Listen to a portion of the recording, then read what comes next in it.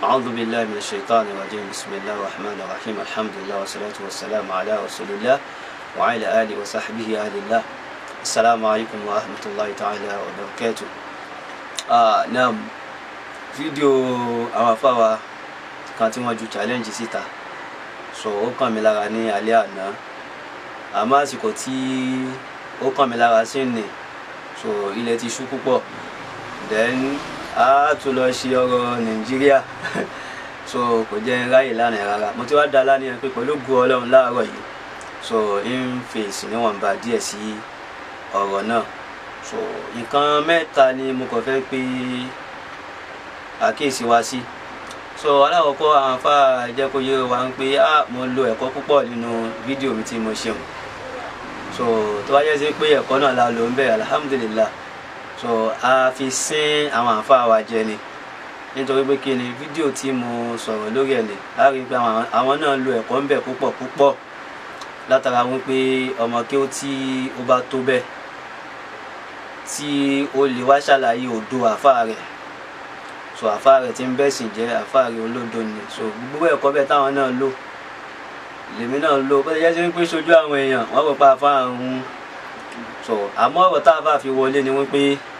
law sakata al-jahil lartafa'a al-khilaf àbí laqalla al-khilaf ìmọ̀ ìtọ́lónú méjèèjì mo ti gbàgbé so pé tí aláìmọ̀ kan bá dákẹ́jẹ́ ni kò bá ti má sí ìfanfà rárá torí ẹni ó mọ̀ ẹni máa bá aláìmọ̀ kan fà kankan mọ́ tó yóò ti gbà ń pọ̀ wọn mọ̀ so ẹ̀rí pélé náà wọ́n fi ṣe mọ́dẹ́hù ni so báyẹ̀ sí pé tí mo ní àfá kan jọ yíbò àfá Yẹlẹ́mọ́ jọ yíbò yìnyín náà kì í ṣe ibú so mo fi àfá Yẹlẹ́mọ́ wé ìran kan nínú ọ̀ràn èèyàn torí Ìgbò èèyàn ni wọ́n àbí tẹ́ bá ti sọ lójú wọn pé àwọn Ìgbò ń ṣe èèyàn so kí n fi wọ́n wé ẹranko ló lè jọ wọ́n pé bọ́yá èèyàn ń bú èébú ìyẹn lápá kan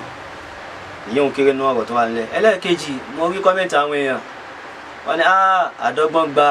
1 million ní ṣe àfá yìí nígbà tí ẹnìkan ti ṣe tó ti gba 1 million naira àfá ilé náà fẹ́ gba 1 million naira. Alhamdulillah fídíò tí mo ṣe ní mo ti ṣe láti on the 7 tí n bá ṣe mistake on the 7 ni mo ti ṣe fídíò yẹn so mo sì wọ́n pé oúnjẹ ìjọ Wednesday or Thursday ìjọ Wednesday ni mo ṣe fídíò yẹn so wọ́n ì tí ì ṣe debate rárá jẹ́gbọ́n pé yóò yọ owó kò ní yọ owó wọ́n ì ṣe debate rárá bó tí wọn kò mọ̀ mo fi ń sọ bẹ́ẹ̀ pé tó bá do yawm sabt táwọn bá ti parí debate tiwọn àwa náà wá ṣe tọ̀dọ̀ tiwa níjọ́ tọ́lọ̀ ń bá wí so mo rí pé ìní ló péjọ kẹsàn-án tí mo ti ṣe fídíò náà máa rí pé dáa pé fídíò yẹn ṣẹ̀ṣẹ̀ kàn yín lára ní àná ni so kò sí ọ̀rọ̀ lórí ilé ní náà mọ̀ bó tẹ̀ jẹ́ sí pé torí 1 million naira náà ni kí ló burú bẹ́ẹ̀ à ń bọ̀ sí fídíò tèmi ti ṣíwájú gbogbo eléyìí tí àwọn èèyàn tí wọ́n wí. Ẹlẹ́ẹ̀kẹta wa gangan ni ojú ọ̀rọ̀ so àwọn afáwa ti mú àwọn àhàdísù kan wọ́n ti mú wa wá bí a mẹ́rin so nínú àdísì tí wọ́n mú àdísì alákọ̀ọ́ tí wọ́n mú wá ní àdísì wípé Ànábì wa Muhammad sallallahu alayhi wa sallam Ànábì fẹ́ Aisha yánlá wa Aisha ní ọmọ ọdún 6 so àdísì kan sọ pé lọ́mọ ọdún 7 so wọ́n tún máa mi wá but ìtẹ́mi wọ̀ ni wípé àdísì alákọ̀ọ́kọ́ yẹn náà ní ìmú tó rà Ànábì wa Muhammad sallallahu alayhi wa sallam Ànábì sọ wípé samillaha wakul mimma yalik wakul biyaminik Ànábì ní dáwọ́kọ Ọlọ́run kò sì bẹ̀rẹ̀ sí ń jẹun tó bá ti gbóúnjẹ wá fún ẹ ní tó bá súnmọ́ ẹ náà ní kó kọ́kọ́ mú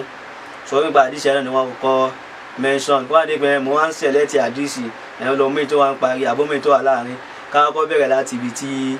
àwọn àfáà kọ́kọ́ mọ́ wà nínú so then debate yẹn ó lè àdìsọ tó ń gbà mí tí a bá ń gba match ìyẹn ló bá match yìí máa pẹ́ kó yá níjọ́ ìbára sọ kó máa yá kó pẹ́ torí a rí pé tí àfáà Tọ́lẹ́hà àti àfáà kejì wọn tí wọ́n jọ ṣe debate tí wọ́n ń fa àdìsẹ kan péré náà ni ẹ̀rí bá àdìsí tí wọ́n yanjú láàrin 3 hours so wọ́n parí ètò náà so lórí 3 hours so tọ́lọ́ bá wá ṣe táwọn náà bá wá rí eléyìí parí so báyẹ̀ sí pé náà ọ̀rọ̀ tí mo dúró sọ lẹ́ni ká sọ̀rọ̀ lórí ẹ̀ torí ìjọ 10 challenge ẹni tó bá lè sọ ìmọ̀ kan táàfà wà dẹ̀dẹ̀rù rẹ̀ tí ó ti ná rí tí fi ń jà fà ó ti bẹ́ẹ̀ bọ́ sínú àwọn àwọn ọ̀rọ̀ míì náà so bí àwọn ahkam fiqhiyya